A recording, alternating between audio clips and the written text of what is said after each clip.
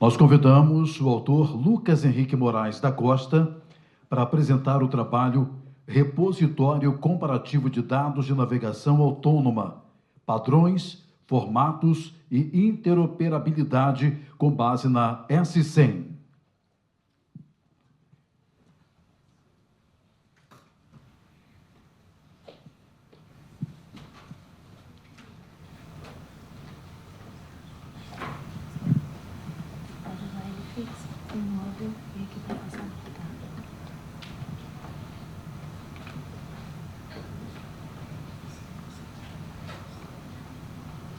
Bom, boa tarde, pessoal.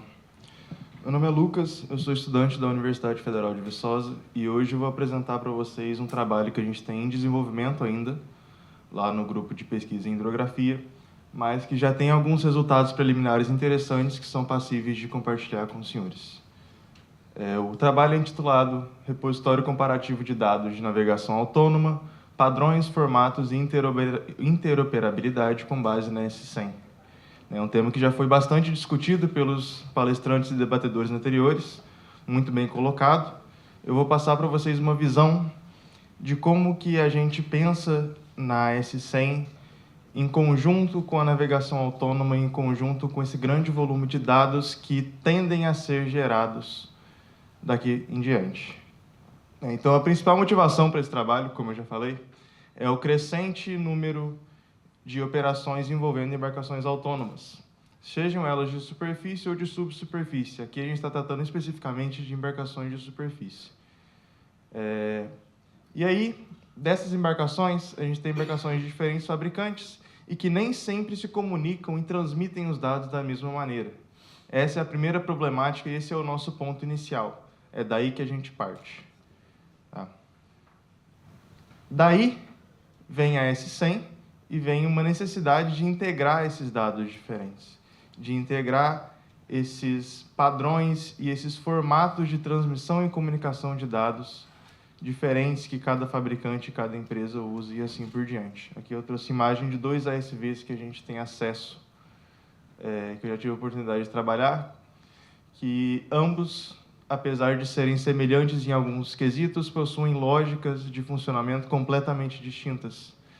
E que, pensando em um modelo universal de dados hidrográficos, em um modelo universal de comunicação, né, hoje em dia, se eu for pegar essas 2 embarcações, por exemplo, é impossível trabalhar com os dados delas simultaneamente, porque, como eu já falei, são lógicas de transmissão completamente diferentes. Tá? Bom, esses aqui são os objetivos primordiais que a gente tem nessa etapa do trabalho. Como eu já falei, é um trabalho que ainda está em desenvolvimento.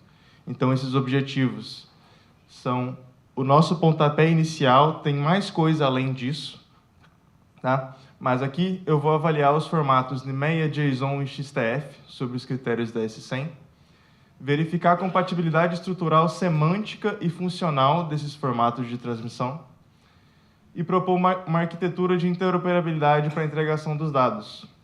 Além disso, produzir um repositório comparativo com exemplos. Esses 3 formatos foram escolhidos pela popularidade. Tá? O formato NMEA, todo mundo que já trabalhou com algum tipo de dado de navegação, que seja de posicionamento, seja dado de ecobatímetro, de qualquer coisa do tipo, já ouviu falar em NMEA. A gente tem 2 padrões que são utilizados, que é o 0183 e o 2000.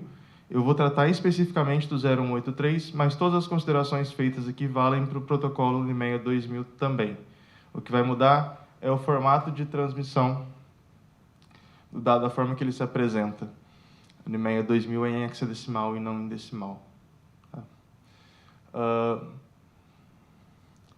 O formato JSON, quem já teve alguma experiência com informática ou coisa do tipo já deve ter ouvido falar desse formato. É um formato bastante popular, orientado a objetos, e é o que a gente propõe como solução para a integração desses diferentes tipos de dados. E o XTF é um formato padrão para sonares, principalmente para sonares de varredura lateral. Vamos lá. A metodologia, a gente selecionou esses 3 formatos a priori com base no uso, na frequência de uso e na ampla gama de aplicações que esses 3 formatos sozinhos têm. Certo? E aí depois, com base nos critérios da S100 e da ISO 19100, no que tange a dados geográficos, a gente fez uma análise do suporte a metadados, estrutura orientada a objetos, compatibilidade com SIG e extensibilidade. Aqui eu trouxe um exemplo de um diagrama que a gente usa para explicar essa parte de comunicação de dados lá no GPhydro, que é um exemplo puramente didático, mas que serve para ilustrar o que eu estou falando aqui. Aqui eu peguei um sistema de superfície simples, que tem poucos sensores, tem poucos componentes, mas que é um sistema que é, por exemplo, utilizado em um daqueles ASVs que eu mostrei anteriormente. E cada cabo desse, cada corzinha de linha diferente, representa um modo diferente de comunicação. Por consequência, um protocolo diferente e um formato de dado diferente. Se eu estou falando de uma S100, e aí da família S100 novamente, que propõe uma integração de todos esses formatos e de todos esses dados diferentes, eu preciso conversar, de alguma forma, o formato da linha que está em roxo, aqui, com essa linha que está em vermelho. E assim sucessivamente. Então, essa é a proposta inicial, essa é a problemática do nosso trabalho. Bom, a partir disso, nós fizemos uma avaliação e a proposição é a seguinte. O formato NMEI, apesar da popularidade e apesar de ser um formato bastante fácil de ser interpretado, uma vez que se tem uma certa familiaridade, uma vez que você já trabalhou com esse formato algumas vezes, ele não é tão legível, ele não carrega metadados e ele não é extensível. Essa é a nossa principal afirmação. Com base nisso, a gente propôs o seguinte: pegar esse dado NMEI transmitido e transformar ele num JSON. Aqui eu tenho a mesma string em formatos diferentes. Nesse formato aqui eu aumento a minha legibilidade, certo? Além de suportar muito mais metadados. Esse é o principal ponto, é o suporte a metadados e a extensibilidade. E o JSON é um formato que é aceito pelos principais softwares de sistema de informação geográfica, o que o NMEI não é, propondo assim uma maior integração. Além disso, o JSON já é, por natureza, como o próprio nome dele já diz, JavaScript Object Notation, ele é uma notação orientada a objetos, o que me facilita e muito a integração com banco de dados geográficos e sistema de geoserviços, que também estão previstos na família da S100. Bom, no mundo ideal, a aquisição dos dados e a transmissão desses dados já seria feita em um modo orientado, em um modo estruturado, como é o JSON. A gente sabe que isso é muito difícil, porque todos os equipamentos já estão habituados a transmitir em NMEI, é um protocolo que não vai sair de uso. E, a não ser por esse motivo, não tem muito por que ele sair de uso, na verdade. Então, o que a gente propõe é o seguinte: os dados continuam sendo aquisitados em NMEI, não tem problema nenhum. Você não precisa mexer na fabricação do equipamento, você não precisa mexer na forma que ele funciona intrinsecamente.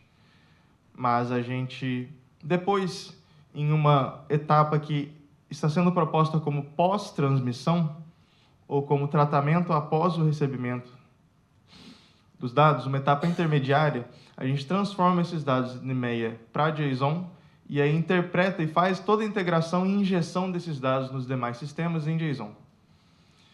Isso parece um pouco abstrato, e isso foge um pouco até do que foi discutido aqui anteriormente, mas um dos pontos da S100 é que ela tem que ser legível para a máquina, mas além de ser legível para a máquina, o humano tem que conseguir interpretar esses dados.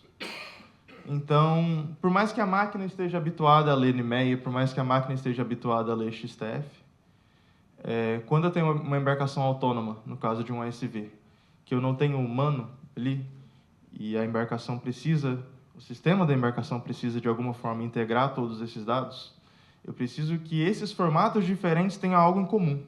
E é justamente esse algo em comum que a gente propõe com esse trabalho. Certo? Mas tem alguns desafios. O primeiro deles é que isso requer uma mudança nos protocolos de transmissão. O JSON é um formato que ele não foi prensado para broadcast. Ele não foi prensado para transmissão em massa e transmissão em tempo real apesar de ser um pouco pleonasmo falar em transmissão em tempo real, ele não foi pensado para isso. É um formato de armazenamento de dados, formato usado em banco de dados. Para isso, já existem soluções e já existem transmissões em broadcast usando JSON há bastante tempo. Só que a gente precisa mudar os meios de transmissão e mudar os protocolos de transmissão. Eu não consigo mais trabalhar com serial.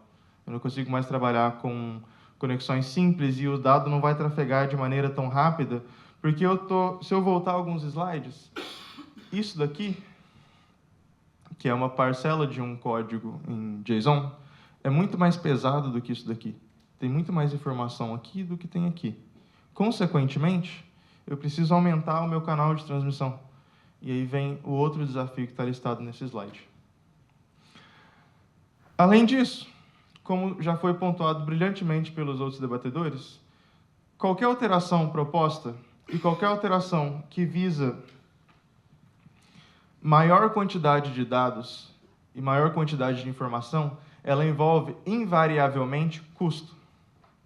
E esse é o maior desafio inicial. Não é um desafio técnico, não é um desafio tecnológico, porque essas tecnologias elas já existem, não para esse propósito, mas elas já existem de alguma forma. Mas o maior desafio é custo. Por isso eu não falo em transmissão de dados diretamente em JSON, e sim na conversão. Eu elimino a etapa de ter que reconfigurar o meu equipamento ou reconfigurar aquele sistema de aquisição de dados para transmitir num formato diferente. Eu só faço esse pós-processamento, entre aspas, do sinal recebido, uma modulação no sinal para mudar o formato dele. Bom, aí a gente gerou uma tabela comparativa com os formatos que foram analisados, certo? A partir dessa tabela, a gente conclui que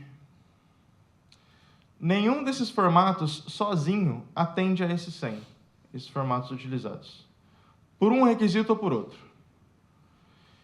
E aí o ideal, dentre esses formatos analisados puramente, o melhor candidato é o JSON, justamente por tudo que eu falei com vocês.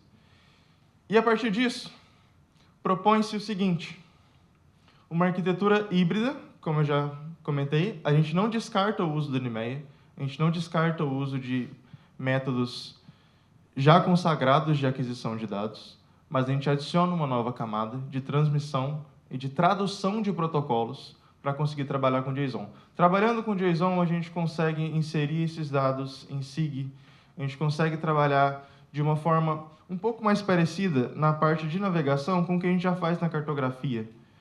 Né? Toda aquela parte de banco de dados e de gerenciamento de dados que já é feita na cartografia há algum tempo, a gente consegue fazer isso na navegação, e a gente consegue fazer isso com ASVs.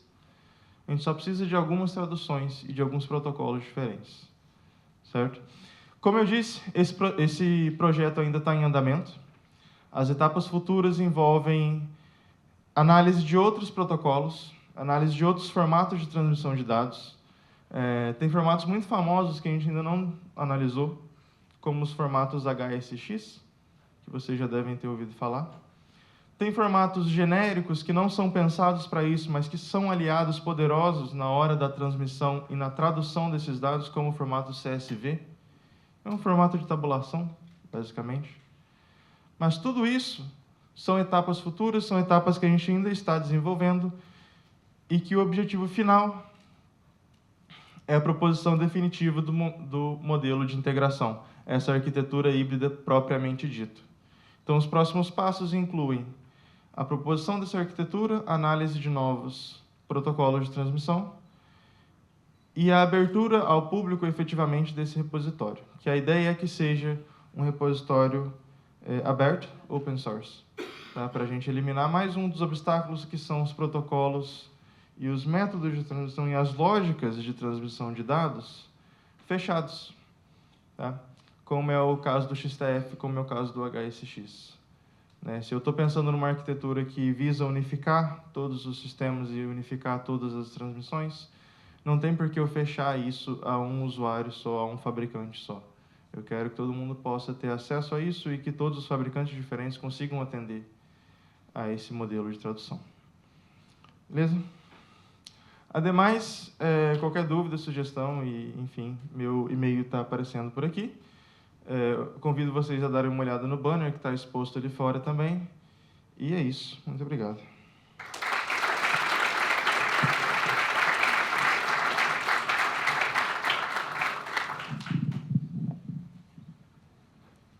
Agradecemos ao autor Lucas Henrique Moraes da Costa e convidamos o professor Arthur Aires, diretor vice-presidente da Sociedade Brasileira de Hidrografia, para a entrega dos diplomas aos autores.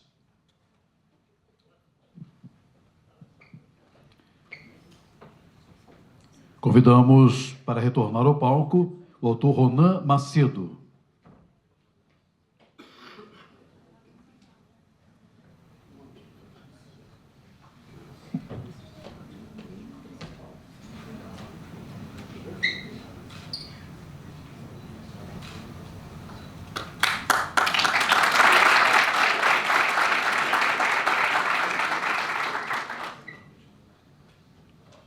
Convidamos a autora Laís Baroni.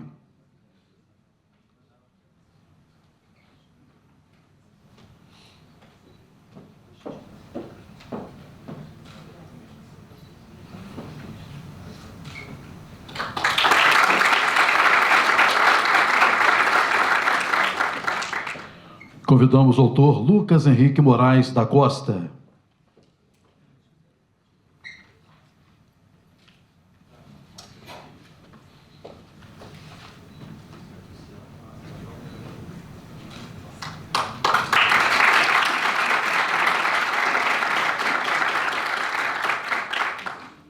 Muito obrigado.